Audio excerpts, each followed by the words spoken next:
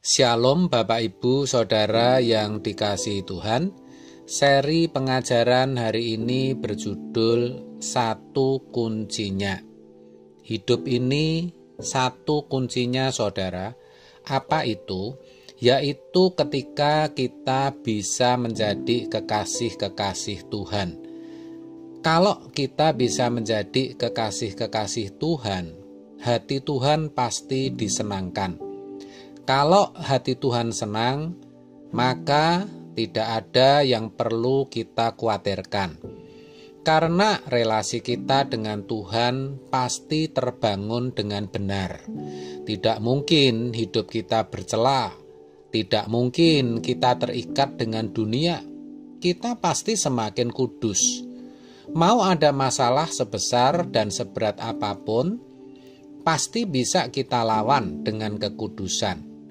Percintaan kita dengan Tuhan akan pasti terbangun.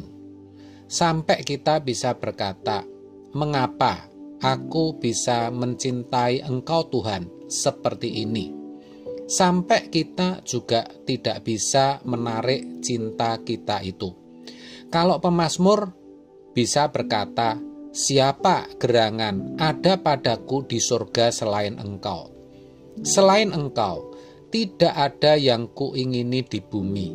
Mazmur 73 ayat 25. Sementara kita juga akan bisa merasakan pudarnya gairah kita terhadap hobi-hobi dan kesenangan-kesenangan kita.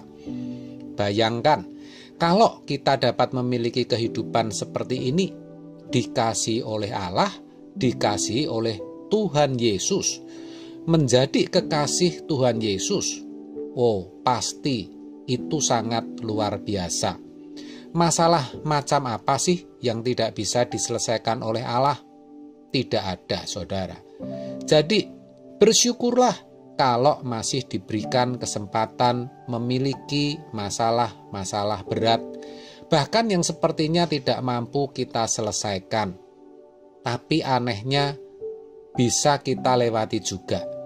Bukankah begitu, saudara?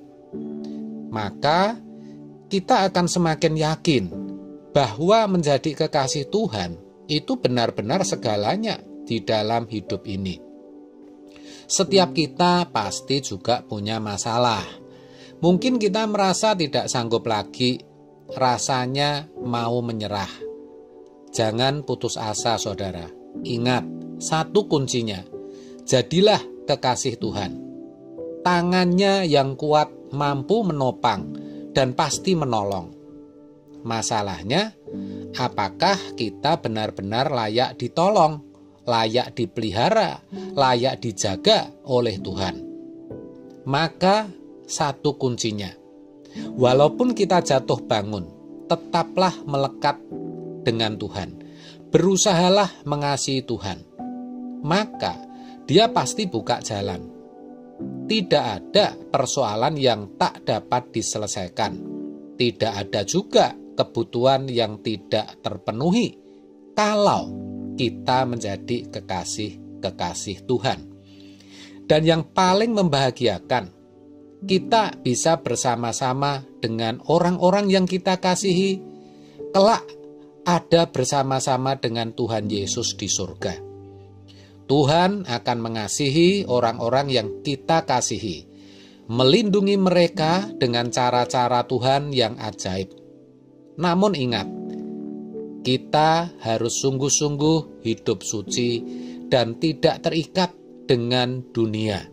Itu kuncinya. Orang yang sungguh-sungguh menjadi kekasih Tuhan, cintanya kepada Tuhan akan membara. Dan itu akan terlihat dari perbuatan-perbuatannya yang menebar keharuman di hadapan Allah. Hati Bapa pasti disenangkan. Mestinya kita rindu memiliki kehidupan yang seperti ini. Percayalah, tidak ada masalah yang terlalu sulit bagi Tuhan. Tuhan akan menaklukkan semua masalah hidup kita dan menyatakan kemuliaannya melalui hidup kita. Hal ini harus kita gumuli dengan serius dari menit ke menit, dari jam ke jam. Karena hal ini tidak bisa terjadi dalam hidup kita secara kebetulan. Tidak bisa. Tapi harus kita perjuangkan. Maka saudara, jangan sampai ada hari tanpa berdoa, membaca firman, dan mendengarkan khotbah. Ketika cinta kita membara, tidak disuruh berdoa, kita pasti berdoa. Tidak perlu disuruh membaca Alkitab dan mendengarkan khotbah. Pasti semua itu tetap kita lakukan. Itu otomatis. Dan puncaknya, kita akan merindukan bertemu dengan Tuhan. Jadi, kalau sampai kita tidak merindukan bertemu dengan Tuhan Yesus, pasti ada yang salah di dalam hidup kita. Itulah sebabnya, saudara, kita harus memaksa diri untuk mengutamakan Tuhan, mengarahkan hati kita kepada Dia. Langkah-langkah ini nanti akan menjadi irama yang pada akhirnya kita tidak perlu memaksa diri berdoa atau bekerja untuk Tuhan.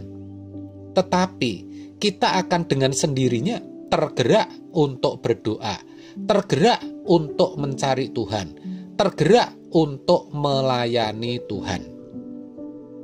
Maka mari kita selalu menjaga diri kita dari hal-hal yang najis. Mari kita menjaga hati kita untuk tidak terikat dengan percintaan dunia.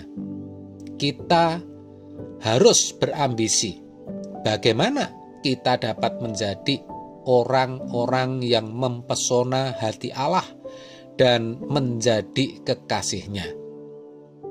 Karena itu kuncinya. Kalau kita menjadi kekasih-kekasih Tuhan, Tuhan pasti mengimpartasikan, memindahkan, menularkan gairahnya, spiritnya di dalam hidup kita. Dan itu luar biasa, saudara. Kenapa?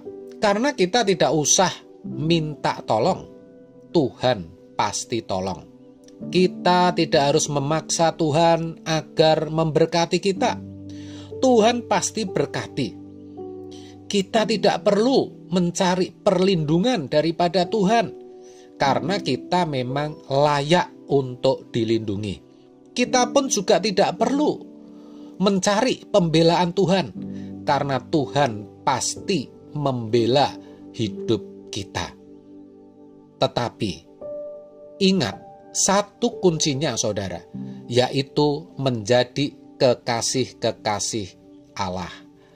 Amin. Tuhan Yesus memberkati.